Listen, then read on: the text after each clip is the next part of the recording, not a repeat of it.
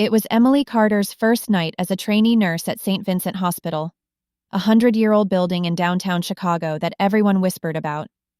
She'd heard rumors that some corridors were haunted, that lights flickered when they walked by. But Emily didn't believe in ghosts. "Night shifts are quiet," said Nurse Margaret, an older staff member with tired blue eyes. "You'll get used to the silence." But that silence felt alive. The clock hit 12:03 a.m. when Emily started her rounds in Ward C. The hallway lights buzzed weakly, throwing long shadows across the floor. Each patient was asleep, except for bed number 6, which was empty.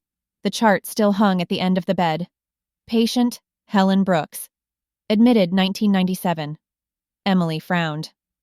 That can't be right. The hospital had switched to digital records years ago. She turned to ask Margaret, but the corridor behind her was empty. At 2:15 a.m., she stopped by the break room for coffee. 3 other nurses were there, including Margaret. They were chatting softly, but something was off. Their uniforms looked old, the fabric yellowed, name tags faded almost blank. "Hey," said one with a strange, polite smile. "You're new, right?" "Yeah," Emily replied cautiously. "Good," the nurse said. "We could use another hand tonight. Too many patients. Not enough of us left." Emily laughed awkwardly, but when she looked down at her coffee, it was ice cold. Around 3:30 a.m., she checked the ICU oxygen tanks. As she passed room 12, she saw Margaret inside, leaning over a patient whose heart monitor showed a flat line. The patient's eyes were open, clearly dead. But Margaret was whispering something and adjusting the IV. Then, without warning, the dead man sat up. Emily screamed. The door creaked open and Margaret stepped out. "You shouldn't wander off alone," she said, her voice low, echoing unnaturally. "Some of us never left this floor." Emily ran. The hospital twisted around her, lights flickering, alarms blaring, voices shouting codes for patients who'd died years ago.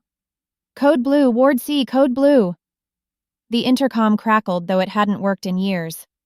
She reached the nurse station. Papers scattered, monitors frozen. A single form caught her eye.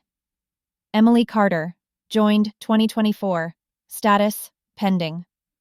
Her heart stopped. Slowly, she turned. The corridor behind her was filled with nurses, dozens of them. Pale faces, hollow eyes, all staring at her. Margaret stepped forward and whispered, "Your shift has just begun." Next morning, the day staff couldn't find Emily. CCTV footage showed her walking into Ward C at 3:30 a.m. and then fading out mid-step. Now, every night around 3:30, someone spots her in the corridor, checking charts, doing rounds, forever trapped on her first night shift.